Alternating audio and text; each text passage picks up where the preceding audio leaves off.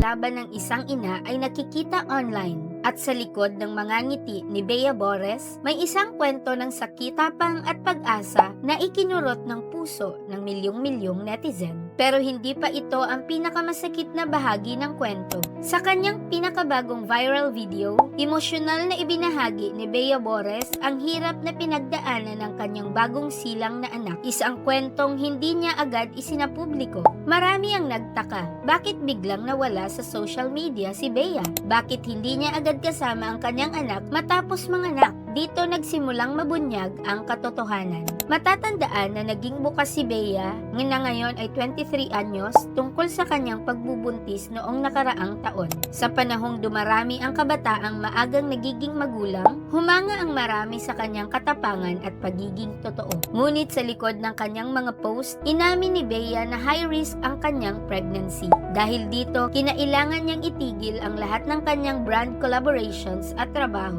Lahat para masigurong ligtas ang dinadala niyang anak. Ngunit hindi doon nagtapos ang pagsubok. Lingid sa kaalaman ng publiko, nanganak na pala si Bea noong huling bahagi ng 2025. Ngunit pinili niyang wag muna itong ibahagi sa publiko. Bakit? Dahil sa maselang kondisyon ng kanyang sanggol. Sa kanyang viral video nitong Martes, January 27, hindi napigilan ni Bea ang maiyak habang hawak na niya sa wakas ang kanyang anak. Isang sandaling matagal niyang hinintay. Ang kanyang anak ay ipinanganak na premature at kinailangang manatil ng 44 na araw sa Neonatal Intensive Care Unit o NICU. Araw-araw na may kaba, araw-araw na may dasal, at araw-araw na umaasang lalaban ng kanyang munting anak. At dito, isang linya ni Bea ang tuluyang nagpaiyak sa netizens. If you think I'm strong, my baby Hope, OP, is stronger. She fought harder than I did. Pagkatapos ng 44 na araw sa NICU, sa wakas makakauwi na rin si baby Hope. Isang tagumpay na hindi lang para kay Bea, kundi para sa lahat ng ina na dumaan sa parehong sakit at takot. Ikaw, anong masasabi mo sa pinagdaanan ni Bea at ng kanyang anak? May kakilala ka rin bang dumaan sa NICU journey? I-share mo sa comment, baka may mabigyan ka ng lakas ng loob. Pero bukod sa laban bilang isang ina,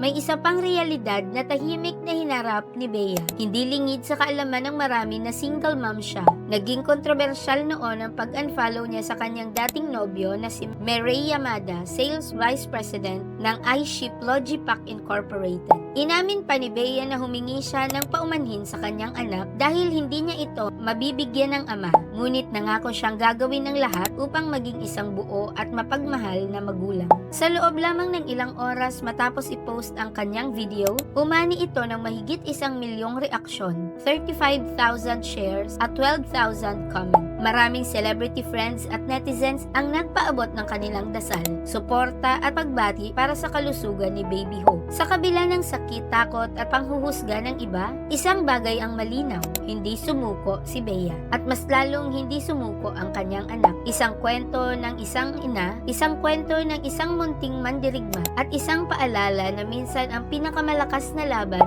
ay tahimik na ipinaglalaban. Kung naantig ka sa kwento ni Bea at Baby Hope, i-like ang video na ito, mag-comment ng mensahe ng suporta, at huwag kalimutang mag-subscribe para sa mas marami pang kwentong nagbibigay inspirasyon.